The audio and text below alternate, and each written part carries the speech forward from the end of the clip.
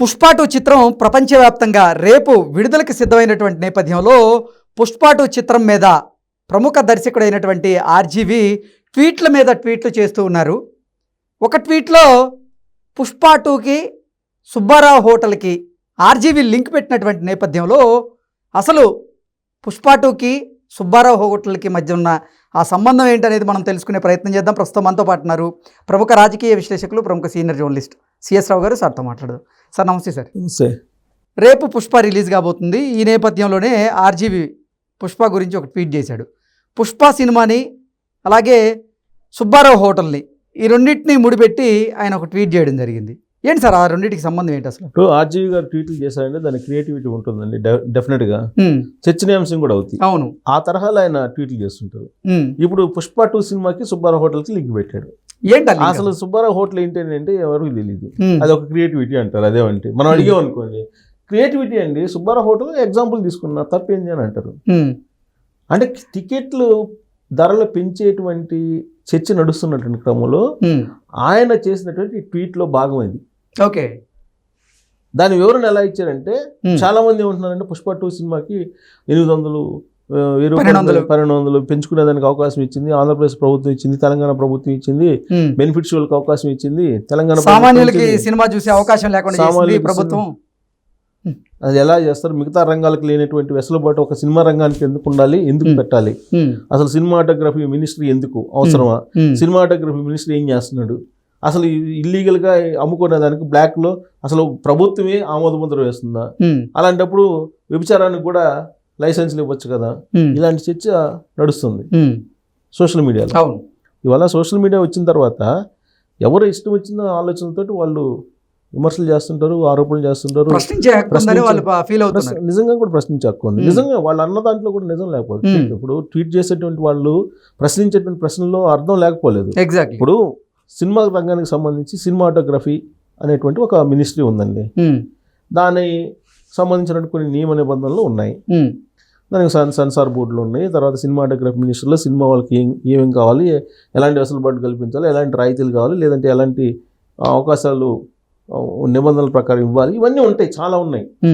దాని ప్రకారం ఆ గైడ్లైన్స్ ప్రకారం ఉండాలి కదా. ఏదైనా rule is rule for all అని అంటారు కదా.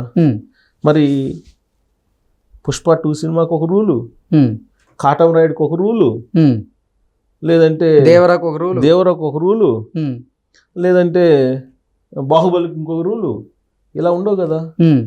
మరి డిఫరెంట్గా ఎందుకు ఉంటున్నాయి రూల్స్? ప్రశ్నించడంలో తప్పులేదుగా. పుష్ప 2కి టికెట్ల రేట్లు ఇష్టానుసారంగా పెంచుకునే దానికి ఎందుకు అనుమతించారు? అంటే డిప్యూటీ సీఎంగా బావయ్య ఉన్నాడు ఆయన, జనరల్గా మావయ్య ఉన్నాడు ఆయన. అంటే ఇన్ని సంవత్సరాలుగా పుష్ప 2ని చూడాలి అంటూ సామాన్యులు కూడా ఎంతో ఆతృతగా ఎదురు చూస్తున్నటువంటి నేపథ్యం ఉంటుంది. అయితే వాళ్ళు అనుకోని రీతిలో టికెట్ల రేట్లు పెరిగాయి. ఇప్పుడు వాళ్ళ ఆశలు ఏమవ్వాలి? ఎట్ట పెరుగుతాయి? అనుకోని రీతిలో ఎలా పెరుగుతాయి? పెరగడానికి లేదు కదా. ఇప్పుడు ఒకవేళ నిత్యావసర సరుకులు ఉన్నాయి, లేదంటే ఇతరత్ర ప్రొడక్ట్స్ ఉన్నాయి, కాస్మెటిక్స్ ఉన్నాయి అనుకోండి, వాటిని బ్లాక్ చేస్తారు. బ్లాక్ చేసేసి అమ్ముతుంటే ఒప్పుకుంటారా? విజిలెన్స్ వాళ్ళు ఎవరు ఒప్పుకోరు. ఒప్పుకుంటుందా గవర్నమెంట్?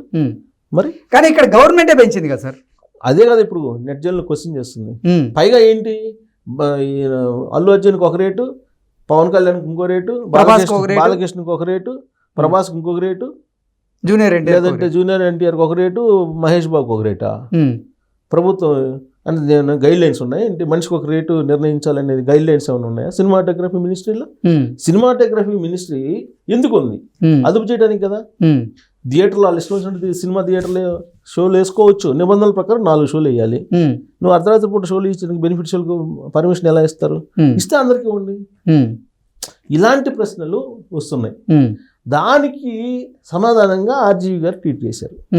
దాంట్లో సుబ్బారావు హోటల్ పెట్టారు. అసలు ఈ సుబ్బారావు హోటల్ ఇంట్రెస్టింగ్ అదే కదా. సుబ్బారావు హోటల్ని ఎగ్జాంపుల్ చూపించాడు ఆర్జీవి గారు. అంటే ఆయన ఏమంటారంటే, సుబ్బారావు అనే అతను ఒక హోటల్ పెట్టాడు. ఆ హోటల్లో ఆయన ఇడ్లీలు, ప్లేట్ ఇడ్లీ 1000 రూపాయలు పెట్టాడు. ప్లేట్ ఇడ్లీ 1000 రూపాయలు పెడితే నువ్వు ఇష్టమైతే తిను, కష్టమైతే మానుకో. అప్పుడు నష్టపోయేది ఎవరు? నష్టపోయేది హోటల్ యాజమాన్యం. సుబ్బారావు ఒక్కడే నష్టపోతాడు, అంతే కదా. అవును. ఇక్కడ సుబ్బారావు హోటల్ లాగా కాదు సినిమా అని అంటాడు. ఇప్పుడు అందరు నష్టపోతారు, అక్కడ నష్టపోయేది సుబ్బారావేను, కానీ ఇక్కడ సుబ్బారావు హోటల్ లాంటిది కాదు ఇది సినిమా పుష్ప 2 అనేది. దీనికి మీరు కనుక రేట్లు తగ్గిస్తే నష్టపోతారు అనేది ఒకటి. సుబ్బారావు హోటల్ ఇంకొక యాంగిల్ ఎట్లా చూపించాయంటే, సుబ్బారావు హోటల్లో నీకు నచ్చలేదు, 1000 రూపాయలకి తగిన విధంగా లేదని అంటే నువ్వు పోనందువల్ల అతను ఒక్కడే నష్టపోతారు కదా. సో నువ్వు నచ్చకపోతే అక్కడ నువ్వు ఏం చేయాలి, స్టార్ హోటల్కి పోవాలి. స్టార్ హోటల్ యాంబియన్స్కి నువ్వు ఆ డబ్బులు కడతావు, అంతేనా? అవును. అప్పుడు నువ్వు సాటిస్ఫై అవుతావు. అదే ఇడ్లీకి నువ్వు స్టార్ హోటల్కి పోతే నువ్వు యాంబియన్స్కి వీటన్నిటికీ కలిపి డబ్బులు కడతావు. సో నేను 1000 రూపాయలు కట్టానని హ్యాపీ ఫీల్ అవుతావు. కానీ సుబ్బారావు హోటల్కి ఎందుకు కట్టాలని ప్రశ్నిస్తావు కదా. అలాగే అదేమో నిత్యావసర వస్తువు, ఇది సుబ్బారావు హోటల్లోని ఇడ్లీ, కానీ ఇది నిత్యావసర వస్తువు కాదు పుష్ప 2 అనేది. సో పుష్ప 2 అనేది స్టార్ హోటల్లో సుబ్బారావు ఈ హోటల్ లాంటిది కాదు, స్టార్ హోటల్ లాంటిది. ఓకే. కాబట్టి యాంబియన్స్ కోసం, పుష్ప 2 యాంబియన్స్ కోసం నువ్వు ఎంతైనా పే చేయాల్సిందేను, 2000 3000 అని చెప్పి ట్వీట్ చేస్తూ సుబ్బారావు హోటల్ని కంపేర్ చేసి ఆయన ట్వీట్ చేస్తూ ఇంకోటి కూడా చెప్పారు. ఏంటి సార్ అది? రేట్ ఎక్కువ ఉన్నప్పటికీ సుబ్బారావు హోటల్ ఖాళీ లేదు. ఓకే. అని రేట్ ఎక్కువ ఉన్నప్పటికీ సుబ్బారావు హోటల్ ఖాళీ లేదు అని చెప్పాడు. అంటే సినిమా బ్లాక్ బాస్టరా అని. అంటే ఎక్కడ టికెట్లు లేవు, నువ్వు రేట్ ఎంత ఉందో పెట్టుకున్నా కానీ, అంటే సుబ్బారావు హోటల్ యాంబియన్స్ లేదు అయినా కానీ సీట్లు అక్కడ కూర్చొని తినడానికి సీట్లు లేవు. అంటే ప్రభుత్వాలు టికెట్ రేటు పెంచుకునేందుకు వెసులుబాటు కల్పించినా, ఇప్పుడు థియేటర్ యాజమాన్యాలు టికెట్ల రేట్లు పెంచినా ఎక్కడ సీట్లు ఖాళీ లేవు. దాని డిమాండ్ అలా ఉంది. సో డిమాండ్ ఉన్నప్పుడు ఎవడెంతకైనా కొనుక్కోవాల్సిందేను, అది నిత్యావసర వస్తువు కాదు కాబట్టి అని చెప్పి ఆయన.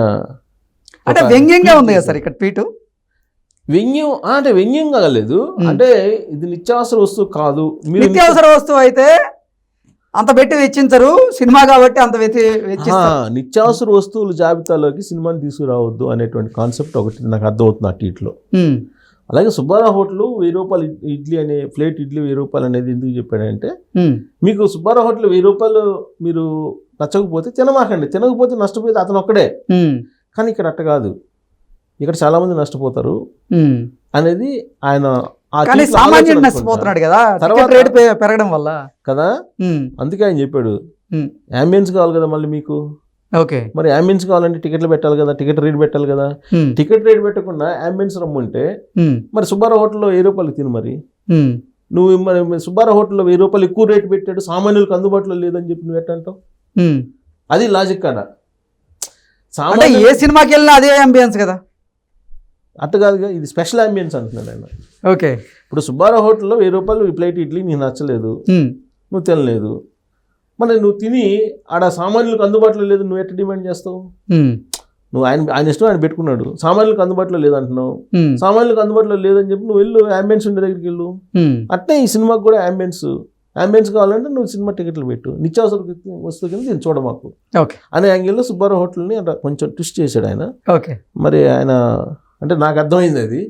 వేరే యాంగిల్ ఏమైనా ఉందేమో మరి ఆర్జీవి గారికి తెలియాలి. మొత్తానికి ఆయన చర్చ కావాలి, ఆయన పెట్టిన ట్వీట్ మీద చర్చ కావాలి. ఆయన పర్పస్ అయితే నెరవేరుతుంది. ఫస్ట్ ఆ అంబియన్స్ సెట్ అన్నా కానీ ఈయన అంబియన్స్ అయితే వర్కౌట్ అవుతుంది. ఇది పుష్ప 2 సినిమా మీద. ఇంకా ఆ ట్వీట్ తోటి కామ్గా ఉన్నాడంటే ఇంకా చాలా ట్వీట్లు పెట్టాడు ఆయన.